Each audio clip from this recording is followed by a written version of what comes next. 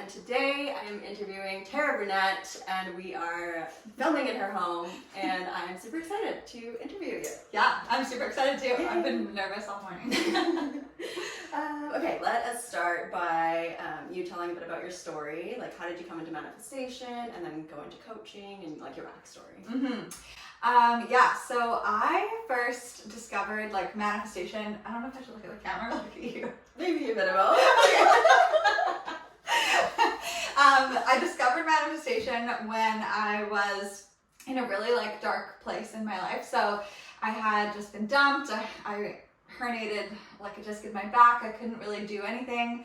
I was really struggling with like anxiety, binge eating, and bulimia, and depression. And I picked up the book, The Secret, and that was like kind of blew my mind. And I made my first vision board, and I really like set the intention that I wanted to be a personal trainer and own my own gym and help people like overcome binge eating and bulimia and that sort of thing.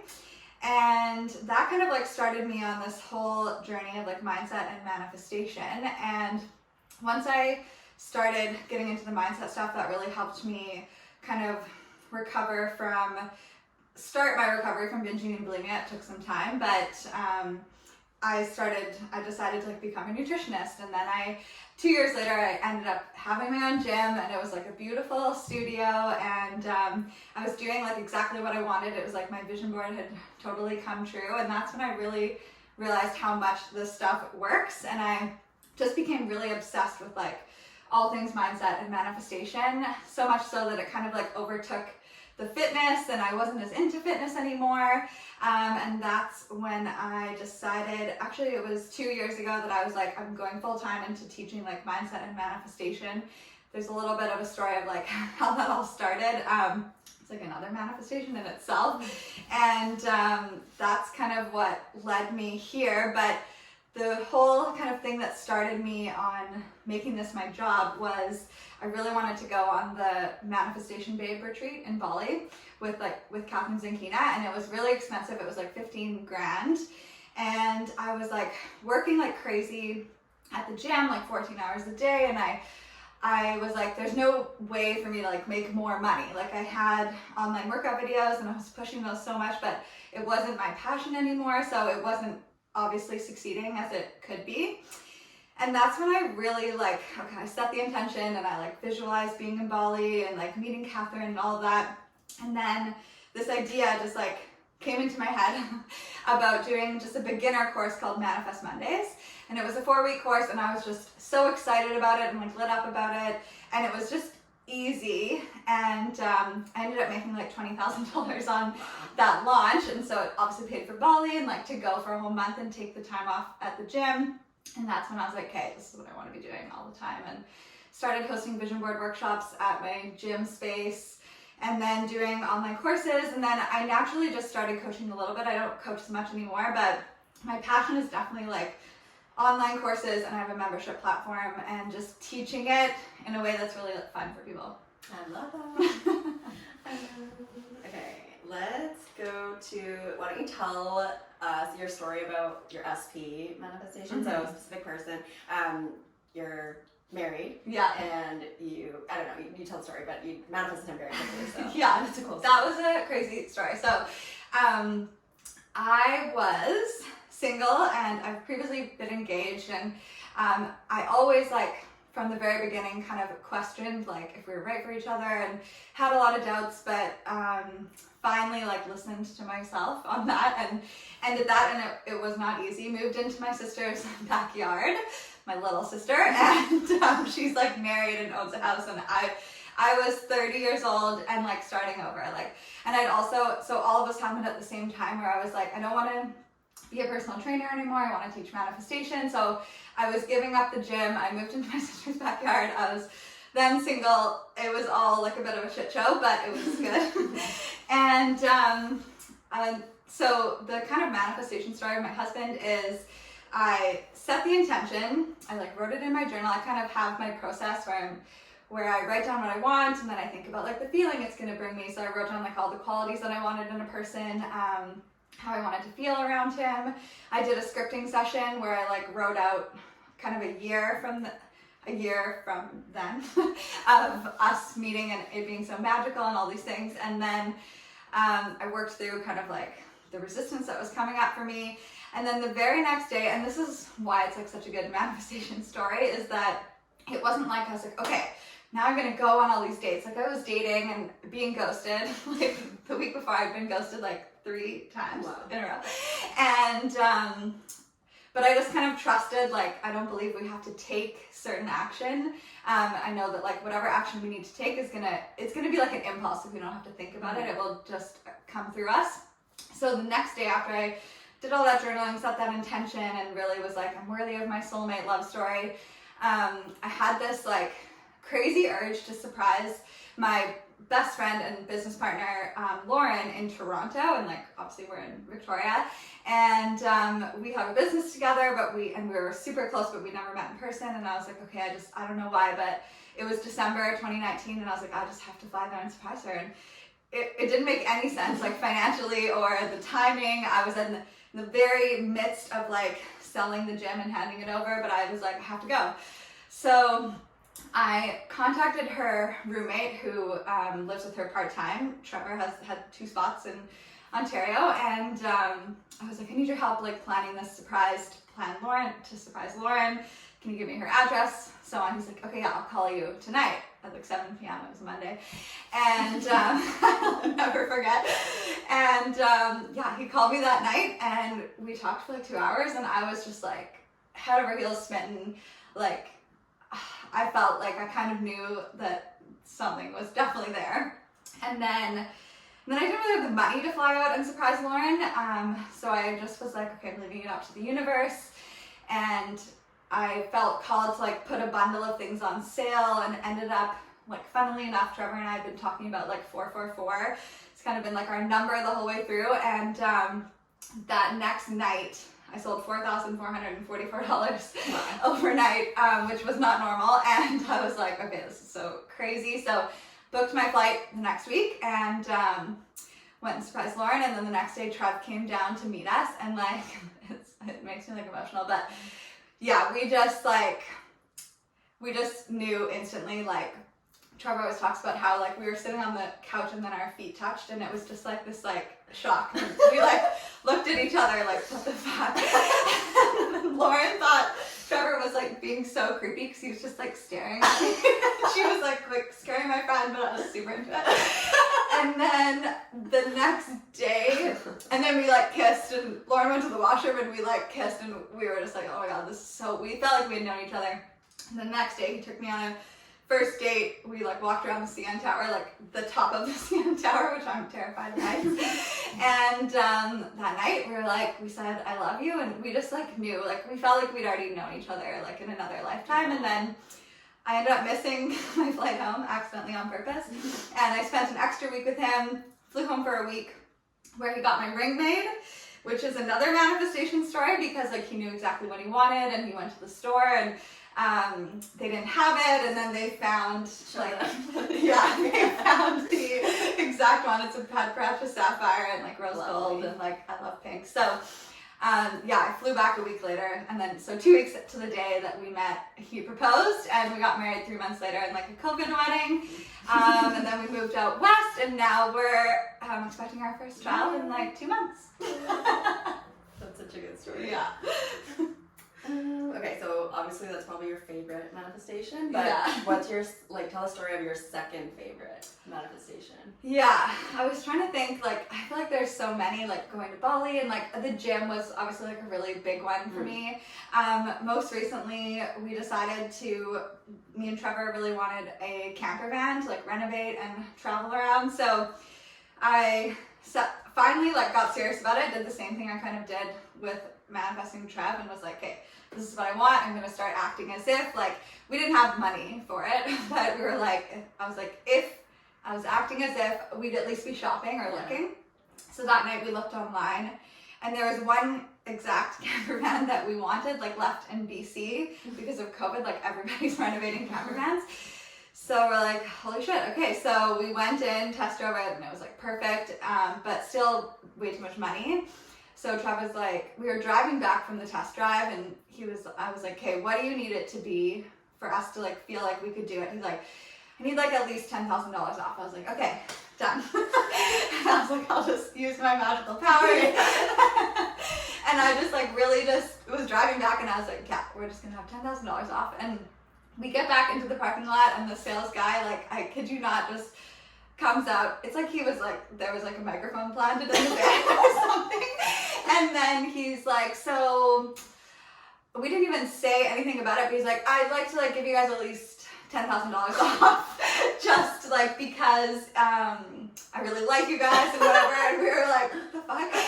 So that was really a sign. They were like, okay, let's do this. And we ended up getting like another like, I think we got at least $14,000 off what we originally wanted. So we ended up getting that van within like a few days, and now we're renovating it, and it all happened in perfect timing because like a month later I found out I was pregnant, and if I had known that before, we probably wouldn't have spent all that money on a van. So it was definitely like perfectly timed, and like I really believe in the timing of the universe. Like same with meeting Trevor, like I'd always wanted to meet my person and meet my soulmate, but if me and Trev had met any earlier, like we both were so obsessed with our businesses and like growing the gym and his practice, like we would have been long distance because I was tied down to the gym and we wouldn't have like had time for each other. But at the exact time that we met, like I was just selling the gym. I only had to go home for a week, and then I was free to like live with him in Toronto. So it was all perfect. Okay, can you share 3 books that have helped you on your journey? Yeah, so definitely The Secret, just because that one was like the first one I ever read that was so impactful. And then I really love The Science of Getting Rich by Wallace Waddles. The month that I had like my biggest, like I had a 42K month in business a few months ago, was the month that I was just like listening to that on Audible, like on repeat. And that's like, I just was obsessed with that book. I don't think I've read that one yet. Oh yeah, it's really good. It's really small, simple, very much like Neville Goddard stuff, like assume the feeling. And then I'm just like looking at my bookshelf. I really found The Greatest Secret to be super impactful lately. It was kind of like The Secret like was like kind of my first awakening of like, holy shit, look what's available. And then The Greatest Secret I read like last year maybe, and it was just like the next level of like awareness and like tapping into your consciousness, and I felt like that really brought me like a lot of breakthroughs. Is that Rhonda Byrne as well? Yeah. Oh, okay. Nice. Yeah, it's her most like recent Oh, one. I don't think I've seen that one. Mm-hmm. Okay, I'm excited. Okay, so I think you touched on this a little bit when you're talking about like manifesting Trevor, but what's your favorite way to manifest your desires? Yeah, so definitely, I feel like I've tried everything, and like I love like a good process. Like I'm very much like human design projector, and I like to have a system for things. So I always like to start it out in my journal of like, this is my intention, and then get really clear on how it feels. And like, it's all about the feeling. So same as Neville says, like assume the feeling of your wish fulfilled. Feeling is the secret. Yeah. So that combined with visualization, I feel like is definitely like where I have the most powerful, like crazy manifestation stories. Like with Trev, I visualized for one night, like falling asleep on a faceless person's chest, like him kissing me. Sounds creepy. And then like kissing me on the forehead and telling me that he loved me. But it was like the feeling, like because I'd been in lots of relationships, but I never felt certain. So I really embodied this feeling of like certainty of like I meet him and I just know, and I like that's what I scripted on. That was like the most important thing to me. So it makes sense that we met each other and we like just knew. So yeah, I'm really just like being that version of you. So like if there's certain like kind of ways you need to up-level your identity. So with money, like I spent most of my life thinking like I'm really bad with money and like I can't save and I just spend it, and like I always like have money, but it's never like enough money. And I really like changed my identity around money in the past year, and that's when I had like huge leaps in my income and in my savings and like actually having an overflow of money. And that was like changing my identity of like, okay, I need to be someone that doesn't like throw her letters from the government in the garbage before opening them. Like throw away money letter? And no, I threw away like anything that was like had official or like scary. I was like, I don't want to look at it, and I was just like throw it in the garbage. Like I was totally avoidant. Oh my god. And I like couldn't look at my bank account. I was like so scared about paying bills. Like I just had so much anxiety and fear around money. So I was like, the version of me that like has lots of money, like pays her bills on time. She has an accountant. Like, so I got somebody to help me at first because I was like, I had like a lot of like stress around it. So like, what do you mean, like an accountant or like a coach? I started with, she's actually my friend who was like a banker, and she's like very non-judgmental and just really good with money. And she just like helped me sort through my finances. She found me an accountant. She started doing some bookkeeping for me. Like I basically hired her to like help me figure my shit out. And then that was like the biggest thing. And then like looking at my bank account every day and like being like, okay, like I can do this. And like just those little things of changing my identity around it. So that's the kind of main manifestation process, is like get really clear on how you want to feel, start tapping into that feeling every single day in whatever way you can. Like also with Trev, I just felt the feelings of love. Like I love I had a cat that I still have, and I was like just focused on like loving my cat, which sounds so weird, but like I just felt so much love. And you can cultivate that feeling. Yeah. And then with money, it was like feeling like confident and like I can handle it, and like I stopped telling the story of like I'm so bad with money, and just really started like being that next level version of me. I love what you said about identity, because I was just thinking this morning about how like another way to explain embodiment or living in the end or embodying the version of you who would already have that. It's like that word identity. It's like, do you know Dr. Joe Dispenza? Oh yeah. Yeah, so he talks about like you have to let go of the old self and become a new person, and that's exactly what it is. It's embodying a new version of you. Is like you're changing your identity and you're letting go of like the old identity of things that don't serve you, and then you're choosing a new one that levels you up. And, yeah, I love that identity idea. Yeah, and like Neville talks about that too, of like let the dead bury the dead. Like don't like literally just let go of that old identity and let it die. The old man, like die to the old man. Yeah. And like we'll talk about dream body, but that was another big thing I had to do with dream body, was like letting go. I had spent like 17 years in the identity of like I'm a binge eater, I'll always struggle with food, I'm bulimic, I'm never gonna fix this, and I really had to like let it go. Yeah. And I think another thing with that is like people get, Dr. Joe Dispenza talks about this, people get addicted to that identity or those thoughts or those emotions of like a victim or like negative emotions of any kind. Like people just get addicted to it, that people find it hard to or difficult to let it go because they're addicted to I don't know, feeling sorry for themselves or having attention from other people or whatever it is.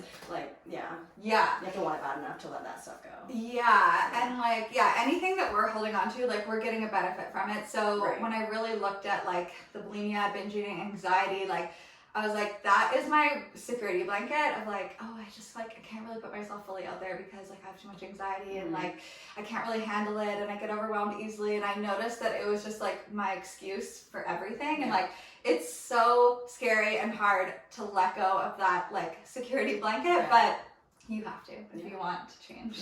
Unfortunately. Okay, where are we? Okay. That is a great segue into our next question. What would you tell someone who feels like giving up on manifesting their desires?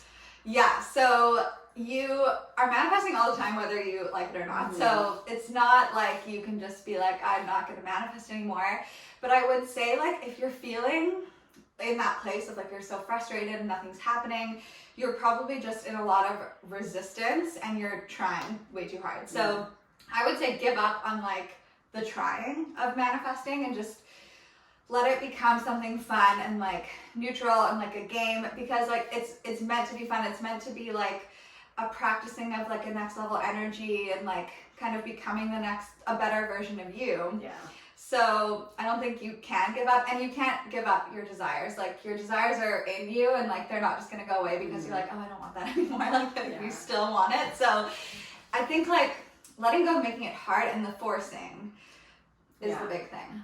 I have people come to me a lot and like, I shouldn't manifest this because it's kind of frustrating, but people are like, I just had somebody, like I was in a comment under one of my videos and she's like, can you help me, like, can you manifest for me, like, because I'm like, I persisted and I embodied it and I saw nothing. I did it for months and I saw nothing. So it's like, with the seeing results thing, it's like you have to really let go of needing results to validate you. It's like you have to like really be so faithful and driven in your vision that it's like you're so loyal to that unseen vision that you would never give up because like you love that vision so much or something. I don't know. Yeah, it's like everything that we want is because of a certain feeling that we think we're gonna have when we have it. So it's recognizing that like it's really not about that thing. Like you have the ability right now to like feel abundant, feel in love, feel happy, feel joyful, like all of those things that we're seeking. So it's like, don't make it about the outcome and things will happen so much easier and faster, but we get really caught up. Like it's our ego that's like so attached to the outcome. But yeah, recognizing that like you can tap into those feelings and have those feelings and experience that life now before any manifestation comes. And like you're never done. Like we're gonna be manifesting for the rest of our life. So it's like being on this like never-ending road trip of like the next destination, and recognizing that it's not like you're just gonna get. I used to always think like once I have my soulmate, then I'll be happy, or like big one was my dream body and like money, and once I make this amount of money in my business, I'll be happy. But it's like you're never done. You're always expanding, and it's just like enjoying the process of it is really the whole point. One thing that kind of popped into my head when you were saying like you know, you think you're gonna be happy when you get there or whatever, is that like when I was first learning about manifestation, I was like, okay, people would be like, okay, you have the ability to feel that now, you have the ability to feel loved or feel whatever, and I was just like, well, how? Like if I feel so shitty, then how do I cultivate that? Do you think like how do you think it's a good way for somebody who like isn't in a good feeling state of being? Like what do you think? Like I know you've talked about, because you have a podcast and you talk about like reaching for a better feeling thought. Do you think like gradually doing that is one good way of kind of like gratitude or like Yeah, I really like the tool, like the emotional guidance scale with Abraham Hicks, and it's just like one slightly better feeling thought at a time. So to manifest like whatever it is you want, you don't need to be like up here 24/7. Like literally the only thing you need to do is like notice where you are, check in more often, notice where you are, and see if you can shift up like 1 point. So in the emotional guidance scale, the very bottom is like fear, despair, and powerlessness. If you could even move up into like blame or jealousy, which sounds funny, you're already manifesting like better things. So I think like it's practice. Like it took me like a long time to figure this out, but like the best methods for me are like journaling, tapping is really helpful, visualization, meditation, like getting out in nature, just noticing the things that like make you feel better naturally, adding more of those into your day. But yeah, I think we like put a lot of pressure on ourselves when we're manifesting to be like, I have to be in this like perfect high vibe state. It's not like that at all. And that will just create more resistance and like actually block you if you're trying to like brush over negative emotions. It's just about recognizing where you are and like checking in, and then being like, okay, what's like a slightly more elevated emotion? I really like that advice to bring more things into your life, small things that make you feel good. It's just that advice. Yeah, like in Bali, Catherine got us to like write down the feelings that we want to feel and what are the things that bring us those feelings. And I really realized like exercise is always like such a big like uplifter for me, and like getting out in nature or just like being with my dog. And it's the simplest things, like the things that you think you need all this money to like feel a certain way, but it's like really you just need to go for a walk in the woods and you can feel really good. Okay, that's another good segue into when you're feeling down, what do you do? So I really like acknowledge it. Okay, so yeah. There's so much like talk about like toxic positivity and all of that, and like I feel very like I'm in the middle on all of that, but I think we can always like feel our feelings is the most important thing. Like cry, get angry, journal, like I call it like a bitch and burn. I'll like write it all out and then like burn it. Literally. And it's like, because I like tried to eat over my emotions for like 16 years. That's why I was bulimic and had binge eating. So when I finally learned that like I was capable of feeling negative emotions, that was like a huge breakthrough for me. So it's like when I'm feeling down, I really check in with myself, okay, like what's going on? Do I have resistance around something? Like what are my thoughts? And then it's allowing yourself to feel it, and then knowing that you can move up slightly. So I feel like the problem that I see with some people is like they're like, I don't want to be like toxic positivity or anything, so I'm just gonna sit in this and dwell on it and like go deeper and deeper and deeper. Like I think like once you catch it, you have the opportunity to feel it and then start to move upwards instead of like, you don't need to spiral down into depression in order to like feel your feelings. So that's kind of where I stand on that. But when I'm feeling down, I'll nap a lot. Like that's a good reset. Meditate. I get my crystals. I just like lay in bed. I just get like alone time, journal, walk, exercise. Yeah, those are the big things. Yeah. I was gonna say something about you said spiraling. Yeah, I have a friend of mine. I've mentioned this a couple times on my channel, but she sets a timer for like 10 or 15 minutes. Like if something's bothering her, she'll allow herself literally like, okay, 10 minutes. I'll feel sorry for myself, I'll feel shitty, I'll cry, I'll scream, whatever you need to do. And then after that timer goes up, we're moving the fuck on. Like, we're done with that. Like, yeah. I don't know. Yeah. I think, like, feel it until you kind of feel like that, like, you get it out, and then you can start moving upwards. Yeah. Love it. Okay. Do you believe that we have complete control over everything in our reality, or do you think some things are, like, set out or laid out for us, or, like, yeah. I really have to think about this question. That's a deep kind of, I don't think, like, no pressure. I don't think it's, like, possible to even know the answer, but. I believe that, like, we have control over our vibration, our emotions, and, like what we're feeling, thinking, focusing on, and therefore what we're attracting into our reality. But I don't believe that we can, like, obviously be like, I'm controlling it in the way of like this exact thing at this exact time. Like the whole specific person thing, like manifesting a specific person, like I don't think that's for the benefit of anybody. Like I actually did that before I met Trevor and got back together with an ex and was like, I thought like that was gonna be the person, and like it didn't work the first time for a reason. And it's like when I finally let go of control, then I was able to be like someone who's even better than I could have ever imagined. And that's what I've noticed, like with manifestation, is like as soon as we let go of getting so specific on the outcome of thinking like this is going to make me feel so good, we focus more on like how you want to feel. And then because like I never could have anticipated that I would be like teaching manifestation and like doing this as a career, but when I like let go and I just was like, I want to feel inspired, I want total time freedom, I want to just like be able to work from anywhere, then this all kind of unfolded. But I could never have like predicted that this would be my job. Okay, where was I? So yeah, I think we always have control over our vibration and therefore what's kind of coming into our reality in a general sense. And I don't believe that there's like specific outcomes that like we have to experience in our lifetime that are like destined for us. Like I think we have control. It makes me feel better anyway to feel like I get to feel the way I want to feel, and then I attract things that match that vibration. Right. Yeah. Okay.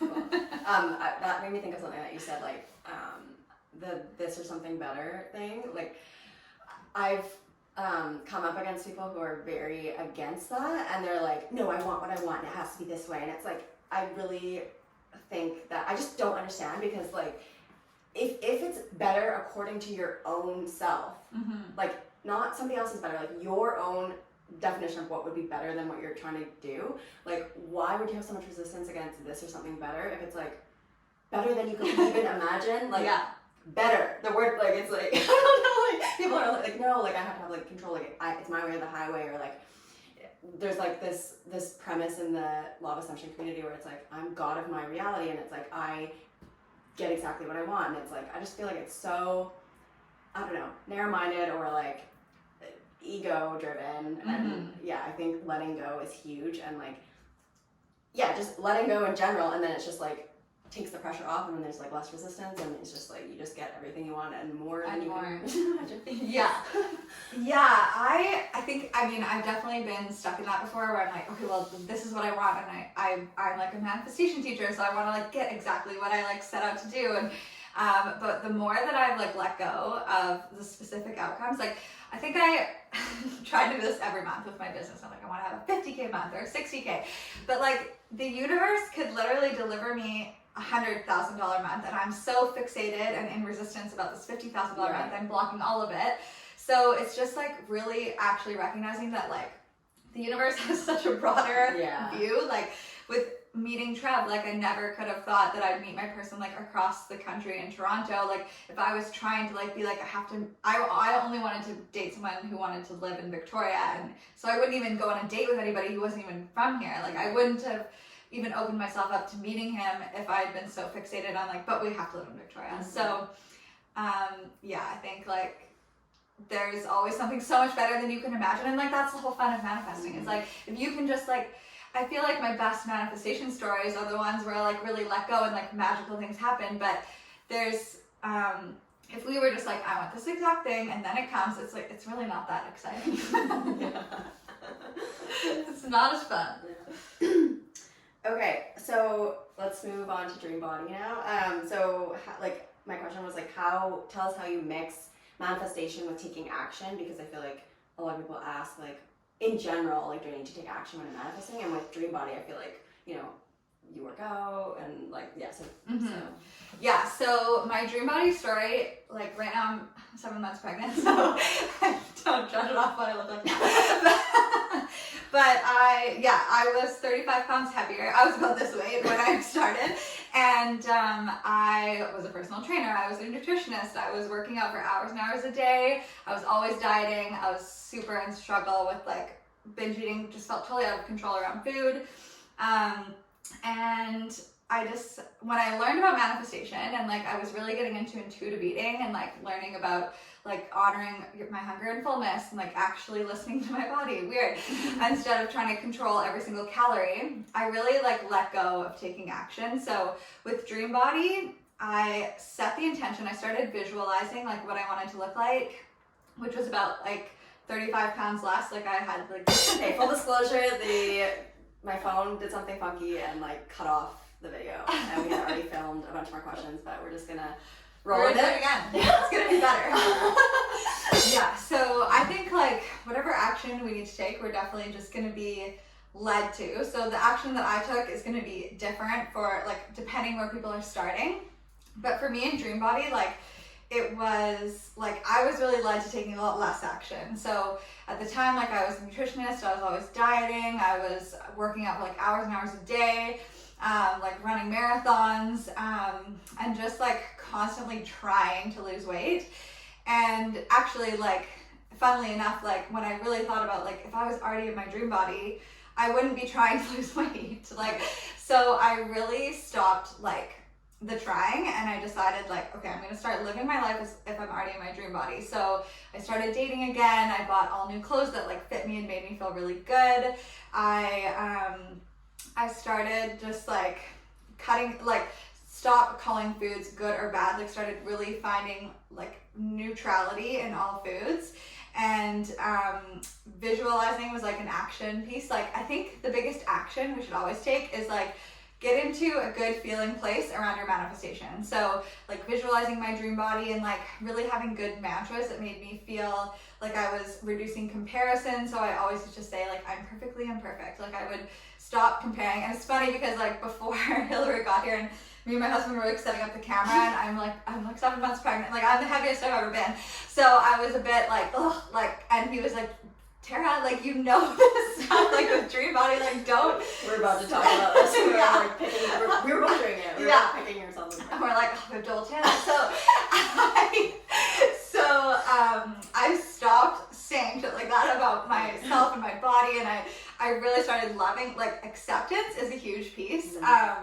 And that goes for all manifesting. And I think like that's a huge thing that people struggle with is like, but if I find acceptance, then that means I'm just giving up. When really like, until you find acceptance, like you're just going up against a brick wall. Like I didn't find acceptance for 17 years and I never really lost weight. So when I finally was like, okay, I'm just gonna embrace my body where it is, like if this is how it's gonna be, this is how it's gonna be. And like a question that I have a whole course on manifesting dream body, and a question that I ask people that they really hate is like, what if this was your body for the rest of your life? Yeah.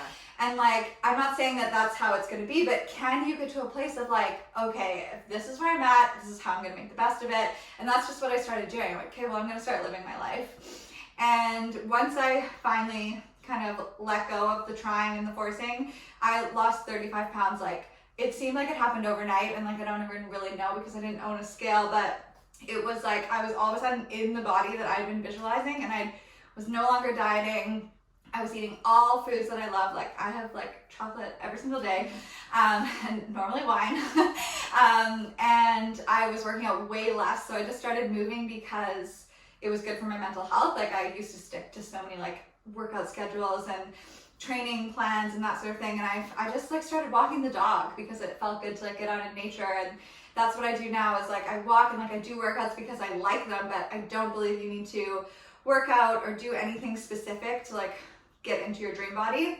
You just need to change your beliefs about your body. So what do you believe you need to do to lose weight is like a really good question. What do you believe, like, do you believe weight loss is really hard or it's always going to be a struggle? Because then it will be. Because like my beliefs, and I kind of talked about identity before, was like I'm always going to struggle, I'm always going to be like bigger, I'm always going to be a binge eater, I'm never going to figure this out, it's always going to be hard. Like I have to like, my sister is like tiny with a six-pack, and she used to eat McDonald's, well she still does, eats McDonald's like every week. And I was like, I'm just gonna be like the bigger sister. Like we would go on road trips and I'd like have my like raw vegetables and she'd be eating McDonald's. And like, I was like, why can't that happen for me? And I finally realized like we have the same genes, like that can be me. So yeah, the other day we were shopping for baby stuff and we got McDonald's and we were sitting in the car, and then I had some Instagram followers walk by and they saw us at McDonald's and they were laughing. And I was like, dream body, like manifesting dream body. Yeah, so I believe like you'll be led to the actions that you need to take. For me, it was like a lot less working out. Like probably my body was in like a lot of stress and like holding on to weight because I was like always trying so hard. And then when I allowed all foods and just like really trusted, then I was no longer binge eating, which was probably also a big cause for my weight loss. Mm-hmm. So yeah. What you said about acceptance and like imagine that, not dwelling, but imagine if you had to stay this way for the rest of your life. I just said this on my channel before because when I was manifesting my boyfriend, I like before I met him, it was like, okay, whether he shows up tomorrow or literally never, I will be fine. And just like settling into that like radical self-acceptance, no matter what happens, like I will be okay, and like just being okay with that, because it just lets go of all the resistance. If you just like, okay, if this were the case forever, like I will not die. So yeah, and then it just like from there it's easier to get to where you totally. Yeah, I did the same thing right before I met Trev. I was like, if I'm single forever, then like so be it. I'll have like a really great business and I'll just like be an aunt or whatever I need to do. But yeah, like whatever you're manifesting, and I need to do this like with my business because I'm so focused on like I want to have $1 million business, and like it's not good enough where I am. And the more we say it's not good enough where we are, the more we're just manifesting that like nothing's happening, nothing's moving, it's not good enough. So like the biggest shift that you could make in manifestation is starting to believe that like you're already killing it, you're doing a great job, you're good where you are, you're happy where you are, and like that will change everything, ironically enough. Okay, hello again. It is a week later because my camera shut off and we this happened twice now. So we filmed multiple questions twice and we're just gonna do it for a third time. and yeah, okay. So we covered the dream body. So now my next question is, do you meditate, and how important do you think meditation is when manifesting? Yeah, so I definitely meditate. Oh my gosh, I didn't realize my cat was in she just came out of nowhere. I do meditate every single day. I feel like regardless of kind of where you are in your manifestation journey, like meditation is so helpful, period, just for being able to observe your thoughts, recognize where you are, really connect with your body. Like I think a big mistake we kind of make in the manifesting world is we make it also mental. But what I've really like learned in this journey is that you can think a thought, but if your body isn't on board and you're feeling a lot of resistance, you're not actually like manifesting what you want, you're manifesting the opposite of it. Yeah. So meditation for me is about like really connecting with my body and being able to just see how like certain thoughts are feeling. If I'm feeling like resistance come up, and just like a releasing of resistance and letting go of thought. So meditation, I feel like visualization, I would say, is so powerful for manifesting specifically, but meditation just for like mental health and observing your thoughts and noticing when you're spiraling and just becoming more aware is like the most life-changing thing that I could recommend to anybody. I love that. Okay, so what would you say to somebody who's struggling with mental health mental health struggles that they think is a block to their manifestation? Like, for example, intrusive thoughts. Like, what would you say to somebody who has intrusive thoughts? Yeah, so I've definitely been there and like struggled with depression and anxiety and all of that. So I understand, and I think another misconception is that we have to be in this like super high vibration state all the time to manifest, which is not true. I would say all you really need is like a tiny little shift in a little bit moving upwards in order to start manifesting. So no matter where you are in terms of mental health or depression, if you can just start becoming aware of your thoughts through meditation, and then simply like even the inclination to want to feel a little bit better is going to start like activating law of attraction, moving you towards that like upwards on the emotional scale. So I always talk about the emotional guidance scale. I can't remember if I talked about it. I think we did, yeah. But it's just about moving up a tiny little bit. So even if you're at the very bottom of the scale is like powerlessness, despair, fear, if you can even move up to anger, you are activating like a whole new set of circumstances and different things in your life that are going to start moving you up towards more joy. So it cannot block you from manifesting. I manifested a lot of things with a lot of anxiety, and it was just simply because I always checked in with where I was, and then I was like, can I think a slightly better feeling thought? And it's not about trying to brush over negative emotions, but it's just like, if you can catch yourself where you are, you can start moving yourself up, even if it's one step to start manifesting differently. But if you aren't aware of your thoughts and you don't catch yourself, you will continue to spiral downwards, which could make the whole of depression and that sort of thing worse. So it's just about like a baby step at a time, and you don't have to do it all yourself. Like law of attraction will help to start bringing in new thoughts, new circumstances, new ideas that will help you to continue to move up the scale. Does that make sense? Yeah. Okay, so I have one last question for you, and that is related to, well, what it made me think of it was I've been listening to your podcast, and one thing that I really love about your podcast and you is that you're really authentic and transparent with what you're manifesting. And I know Neville Goddard talks about how like the golden rule is to not tell people what you're manifesting, just because they can reflect back to you your doubts or fears or whatever. Mm-hmm. But I noticed that like you can listen to your podcast and it's kind of cool to see like the story of like your life kind of like, oh, I'm working on this right now, and then it happens, and then the story of how that happened. And so you're quite open and transparent with what you're manifesting. So my question is like, how do you feel about telling people what you're manifesting? Yeah, so I definitely feel like I'm pretty open and I don't put a lot of pressure on myself. So I kind of have a belief, and this is kind of instilled in me from making a lot of vision boards and noticing like over time with my vision boards, like everything always came true eventually. So it's not that I just like have an innate belief that it's all happening no matter what. So that is helpful when I tell people. I already know like it's going to unfold. But if you have a lot of resistance and you don't feel certain in yourself, I wouldn't tell a whole bunch of people. If there are bigger things that I'm manifesting, like I didn't really tell people, I don't think I told people that I was manifesting like getting pregnant or anything, right, because I didn't want to put that pressure on myself or create any resistance. But I think like having fun with it. And then the reason why I think it can be helpful to do this is because when you start talking about things that you want in your life and where you're headed, people start viewing you differently. And I feel like they start manifesting for you, and it's like a co-creation. So the more it's like acting as if your wish is fulfilled, and like the law of assumption, taking the pressure off yourself and like having fun with it, knowing that your success is inevitable, and using it as a chance to like work on your mindset. So whatever's being reflected back to you is just a sign that like that is deep down what you believe, especially if it triggers you. Like people being like, you can't have a home birth, you're gonna end up at the hospital, like definitely triggers me because deep down I'm like afraid of that happening. So that just gives me an opportunity to work on that and become firm on that. So it just shows you like where your kind of weak spots are in your manifestations, and then you can move forward with more confidence. Yeah, I like that. Okay, so that was my last question. So basically the last thing would be, where can we find you? If people want to work with you, like, yeah.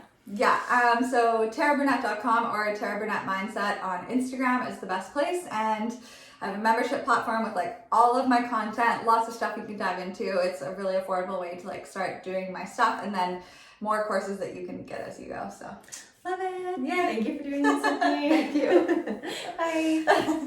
Bye.